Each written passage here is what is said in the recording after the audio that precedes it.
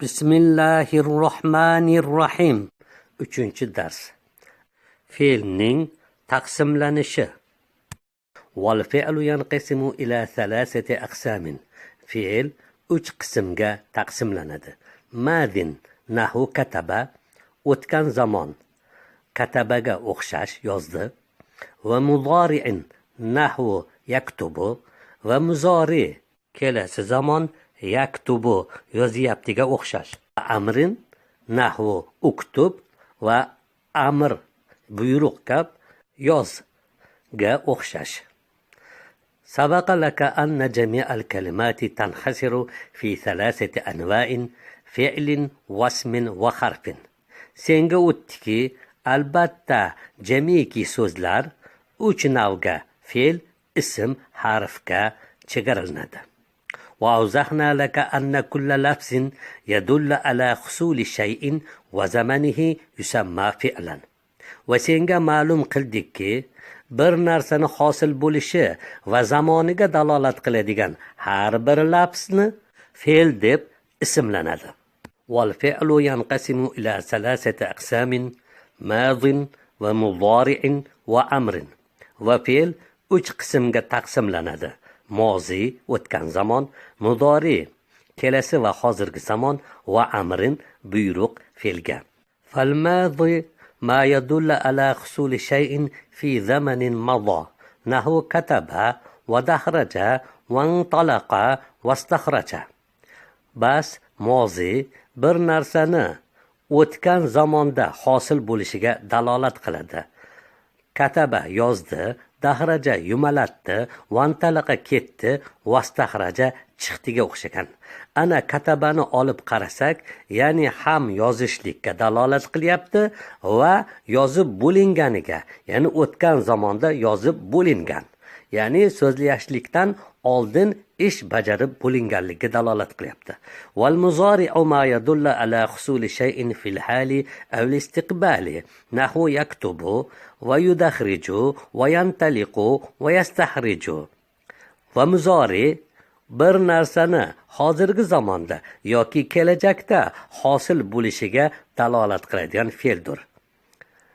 Yaktubu yozyapti ga o'xshash, va yudahriju yumalatyapti, va yantaliqu ketadi, va yastahriju chiqadi.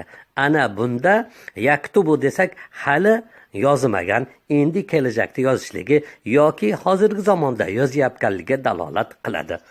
Wala budda an yakuna mabdu'an bi alifin aw nunin aw ya'in aw ta'in. Va muzori fe'li lozim bo'ladi albatta alif yoki nun yoki ya yoki ta bilan boshlangan bo'lmoqligi. Wal amru ma yutlabu bihi husuli shay'in nahu uktub va dakhrij vantaliq vastakhrij. Amr u fe'l bilan bir narsani hosil bo'lishini talab qilinadigan lafzdir. Uktub yoz kabi, dahrij yumalat, vantaliq ket, vastahrij chiq. Tamrinun mashq. Ila kam qismin yanqasimul fi'lu. Fe'l necha qismga taqsimlanadi? Va bimaza tamayyaza al-madi min al-mudari'i wal amri. Nima bilan mozi, muzori va amrdan ajrab turadi? Va ayyin al-madiya wal mudari'a wal amra min hazihi al-af'al.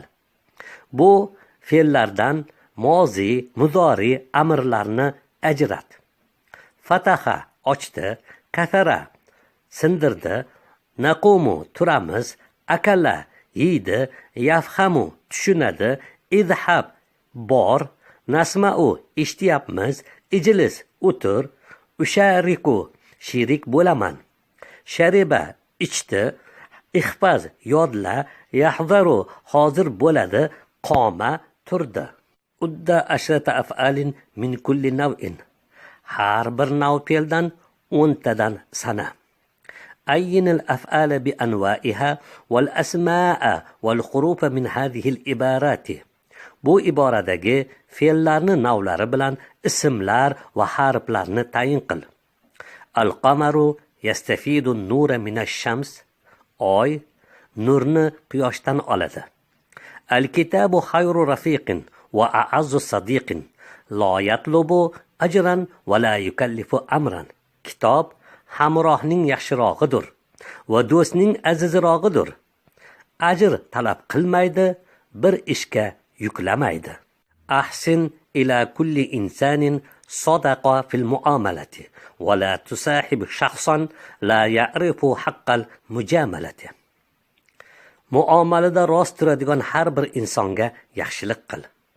Ulpatchik haqqini bilmaydigan shaxsga do'st bo'lma.